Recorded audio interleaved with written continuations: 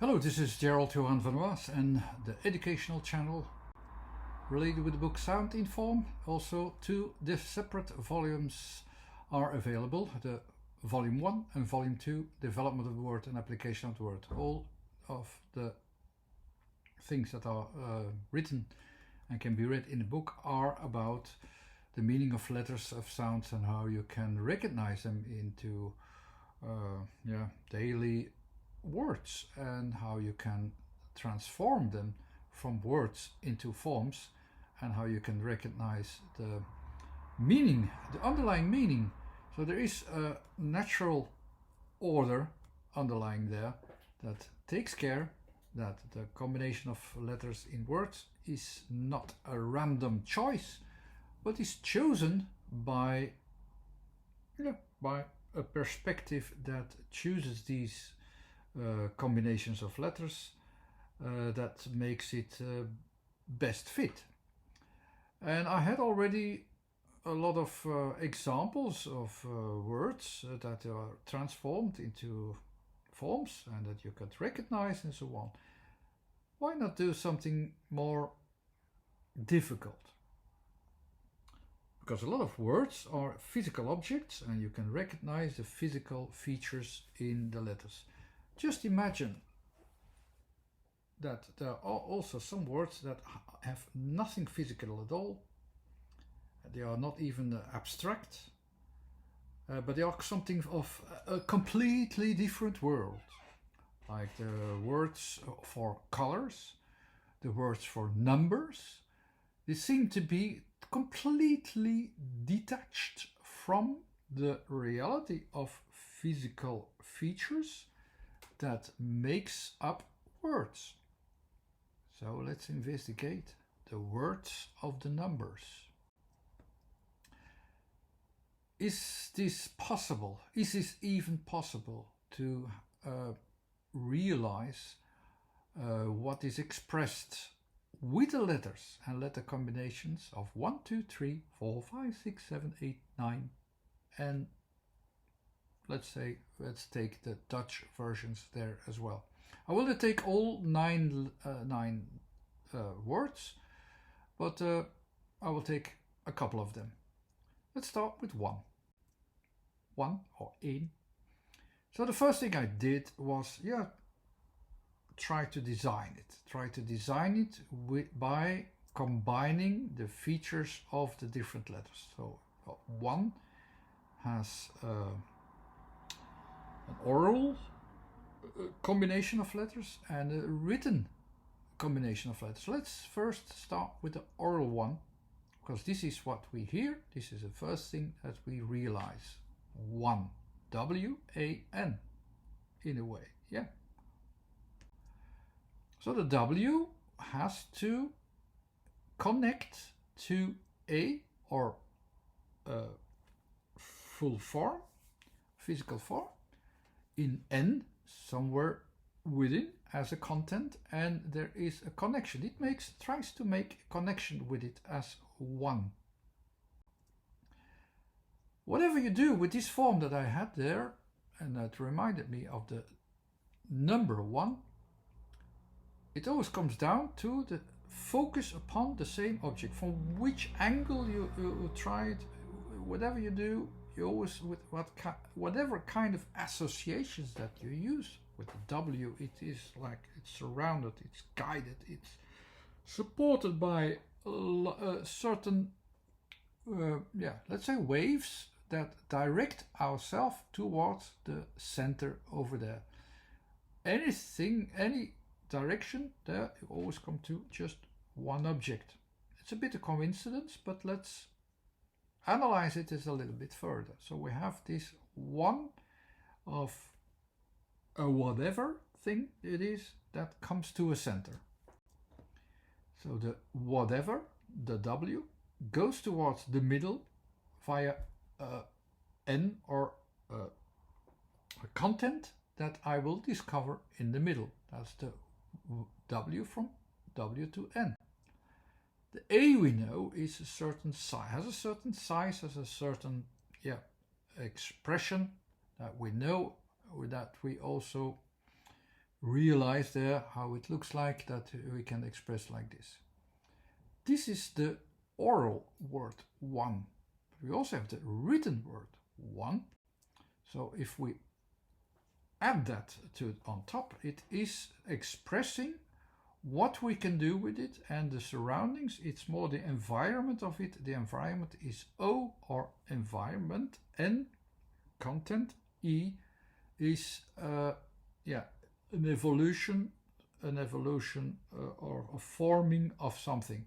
So how can we combine this? It means actually that this W, or it is we come to one, we come to something, we come to what is one, we come to a center. This center has it can come from anything in the environment, and we conclude something in the center. We always come to the center, and it's an energy which goes towards it. That's what you can analyze, you can distill from it. From now it might still sound abstract, but the if you investigate how you have to use numbers, how you have to use vowels and consonants even, and the physicality of them, you know that one is actually something like a definition. So it's like letter A is the same thing. It's a definition with a certain range. We come to it, we say, okay, this is the size that we have, but this size is not immediately fixed, but it comes to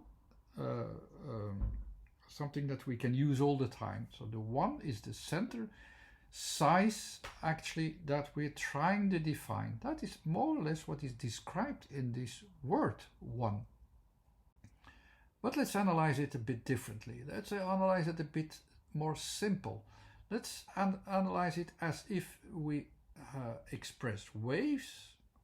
One, hear the waves, and then this is the synthesis, this is a synesthesia aspect that we need to understand this full theory. We also recognize patterns. So the patterns in the waves, the patterns in what we have there, and if we express one as waves, let's say, we recognize something that is forming within. Just something is forming within. The same thing. Compared to one, you also have the word two. You can compare it in the same way. You have I will express the letters later. There it is not something is forming, no, something is distincting itself. And then we have actually something that we can define as one or define as two, and it is expressed in the letters. I will explain further how.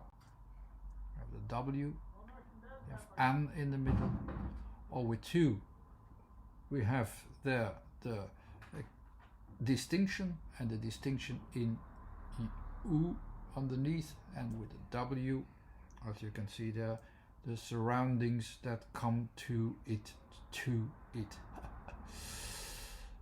So 1 and 2 is actually a very simple distinction of the combination of letters. The combination of letters get a certain circumstances. The circumstances of 1 is that we see something is formed in the middle.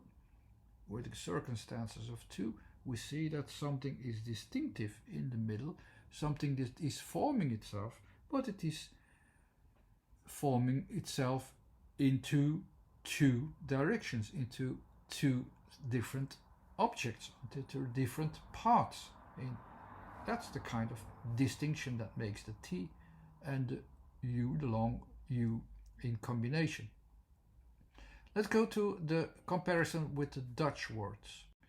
So we had already one, één, which almost sounds the same. So the E is this long stretched area of formation, and the N is the content that forms itself within. It can be a little bit higher, a little bit slower, it doesn't matter. You find a content within. So this is actually the same thing, as you can see.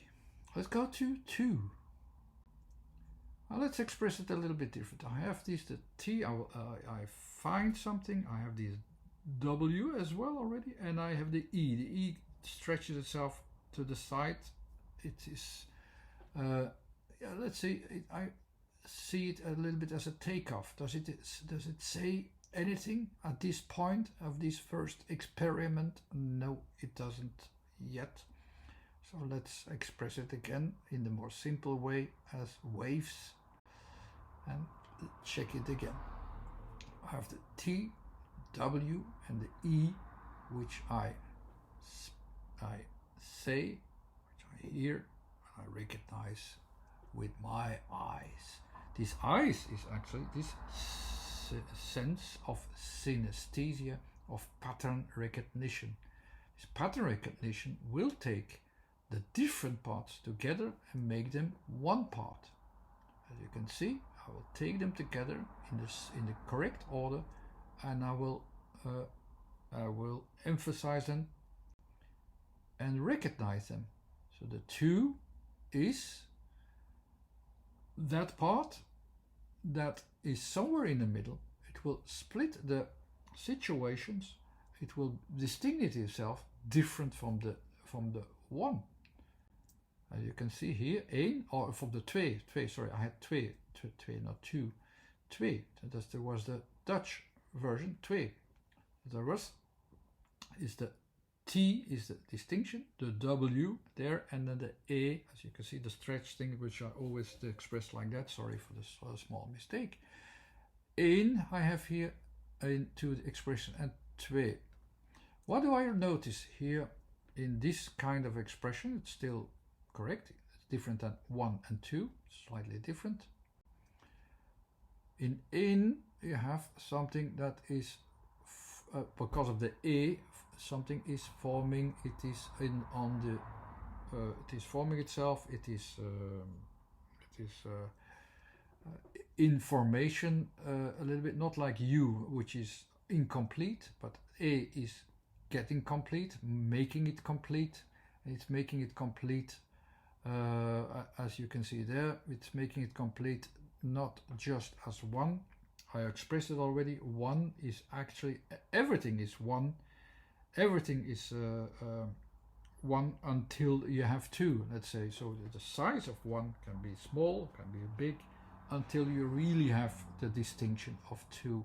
And that is the difference between 1 and 2. 2 is just making a distinction between 2 areas and breaking them perfectly in 2, if you'd like, or somewhere in 2. The 1 is not defined in size, and that is the strangest thing of the number 1.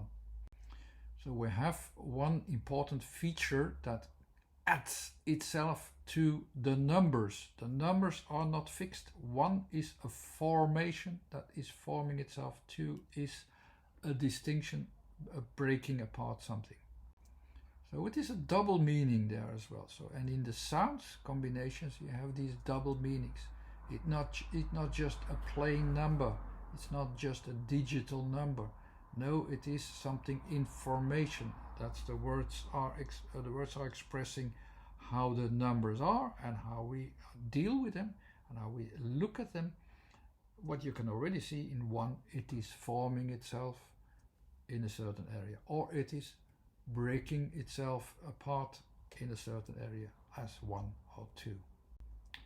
The same thing you have in every number. They are not digits just like equal digits. There are digits in formation, and they depend on formation, and they depend on the forms as well and how you recognize them. So I will take some of these out, but you know already, like 5 is just somewhere in the middle, as you say. It's in the middle before 10. 10 is a complete picture. 5 is somewhere in the middle. That's the middle thing. So it's a breaking. It's another kind of breaking point. And 2 and 9 as well. It's at the end of the cycle where it will start a new cycle. That will also be recognizable in the words. Let's take 5, an experiment of writing it by combining the letters and trying to make a transition between these letters intuitively. That's the first attempt. Now I go to the experiment where I will analyze them as waves, and where I recognize the letters in the waves, and that's more easy to recognize the differences. So here we have the difference of 5. F, A, J, and F. If I combine them, let's just put them together, and I have the 5 here. The 5 is the Y is bridging also, so it is the bridging moment in the middle, the bridging thing in the middle, which will bring the things together. Is it fixable, or is it fixed? Is it can you associate it with 5? In a way, yes. I have here 3 up, 2 down, and these 3 up and 2 down. Yes, that's the most easy thing to express the 5 as 3 things more or less up and 2 down, and they hang together. And that's expressed in the letter combinations, and it is actually describing it well. Maybe coincidentally, but let's compare it to the Dutch. Vijf. So here I have the V, the I, and the F. If I press it together, try to make it as small as possible, I will get this V or vijf. It's strange that it is almost like a V, but this reminds me of the hands, so it's in the middle of breaking into parts, breaking from one section to the other section, and together, if you start to count, I have 5 again. Coincidental, maybe. But what I know is that 5 or 5 in Roman script is the letter V, so that fits quite well actually. So okay, let's remember it. I discovered things, I don't make conclusions yet. Let's see if the pattern recognitions are formed easily. Let's see. 6, so as the S, the E, and the X, as K combined with X. If I combine them, you can see them underneath, I have 6. It doesn't say much, maybe it reminds you of a 6-pack, I don't know. But the 6, if I combine them, it is going from one stage to the next. It is the combination, in a way, it is going from one triple part to the next triple part. It more or less could fit. So it is a pattern, it could fit. We need more investigation to prove it, but it is fitting. That how can you recognize 6 easily as numbers? As 2 times 3, not as 2 plus 4 or 1 plus 5. No, it's best recognizable as 2 times 3. So as a pattern, and with the letters, it should describe the same thing. Coincidence, maybe. Let's go to 7. S, E, V, and N. I'll combine them together, press them together, and make it a little bit more abstract. What do I have? A form of 3 parts and one of and then the square, the 4 part, let's say, the 4 and the 3, which could be associated with the 7 form if you really wish. Coincidental, of course. How many parts are there? 7. Okay, maybe coincidental.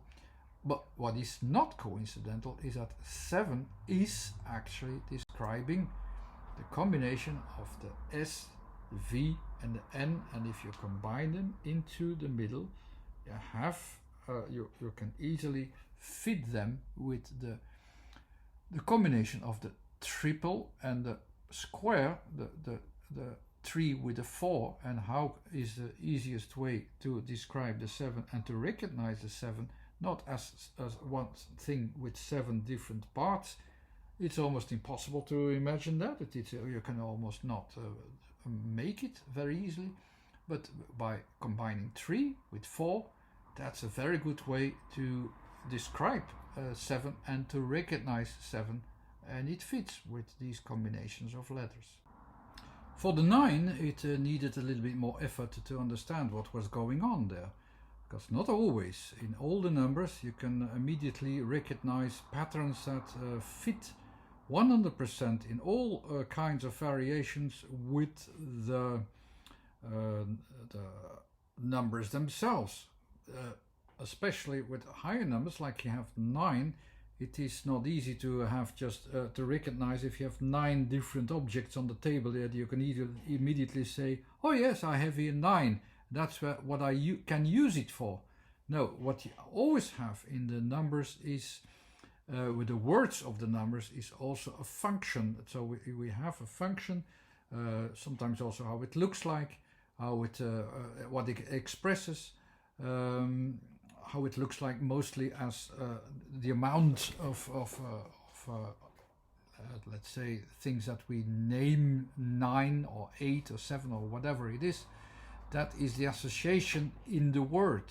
So I first designed the word as compared to the letter combinations. So I have here the na, and with slight extending and connecting y into the n. If I really have the n from the end to the end, so from one content within to the next content within, and have this in this slow motion towards from one part to the other, and I count the amount of parts that I have there that are important, I could come to 9, but the 9 parts is not the main focus on the word 9, because I already said 9, it's already getting a bit at the edge of what we can handle to recognize immediately on the table. If there are 9 different objects, to immediately see, oh yes, there are 9. If I express it when I based myself on the how it has been written, there's something else also going on. It is like we have this connection, something is coming in and something is coming out into a different direction, as if it makes a connection from one dimension downward to another dimension, from vertical to horizontal. I have this kind of strange interconnection there that is lying underneath. At this point it seems meaningless, but once you investigate it, it's dangerous, of course, to make up an explanation afterwards. But still, I already know what 9 is going to be, how it is used, like in mathematics and so on. 9 is a very special number. It is something that is used in specific ways. It behaves itself in specific ways. I will come to that very quickly. But what you have already is that you have from one part, or let's say finalized part, to the next one. It prepares itself to do something else with it. It will go to somewhere else. What can this what can this mean? Let's express it one more time in one more different way, like how you can see it from above, as if they are waves and we see into the wave certain recognizable parts. Let's express it like that. So I have the N, A, Y and the N, which when I express it a little bit further, what we have there as an environment, we have the N as the small part, somewhere in within, the A, the large area, the Y as the connection, and again a small part somewhere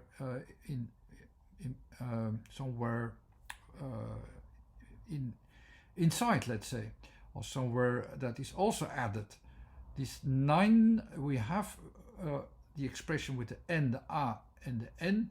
This last E we don't express, so it is there as a reference point, only as a reference point. So in a way we could leave it, but we have this important reference point, and it gets us back to the origin of what 9 as a combination of letters means, and where it is heading to, where it is heading our attention to.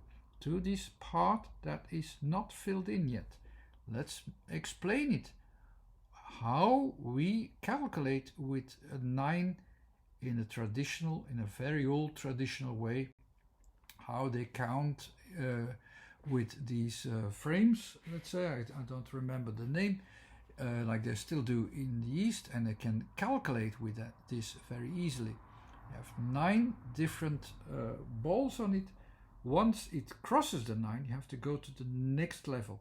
The next level, if you have, let's say, 2 times 9, you only put one thing, it moves, and you have, instead of 9 plus 9, it moves just one level has to down, is also 8. So 1 plus 8, 9, and then 18. Next level, 27. There is already, you can see 36 and so on. You see already this is moving from the end of the cycle to the next cycle, and it moves everything in a certain way. It would be nice if I could design a pattern like this with a 9, and then you can see this pattern, and this is now getting more comprehensible by everything that I designed in the letters. It becomes comprehensible that this aspect is indeed the most important thing of 9. Every number has something important, and this is explainable a little bit more if I take the frame. So I take the frame, I have the na, the end, the content with the 9 balls there, and the y, which connects to somewhere else, and the somewhere else is the n at the next level. So it already connects to the next level. In a way, you could also recognize it in the number. I will come to that later, the number itself.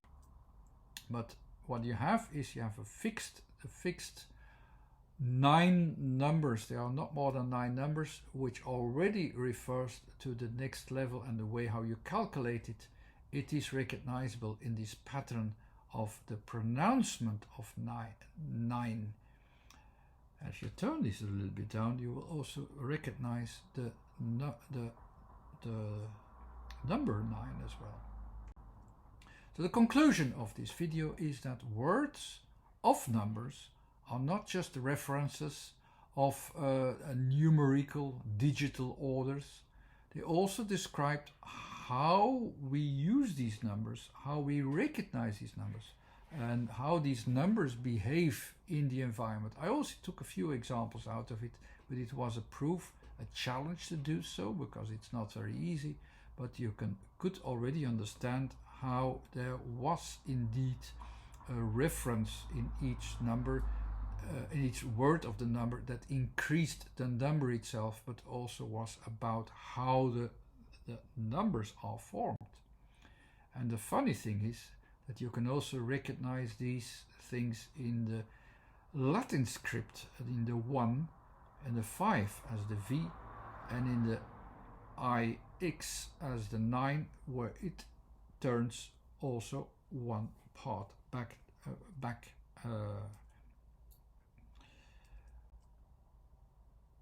The numbers in that way are much more than digital numbers of a fixed value.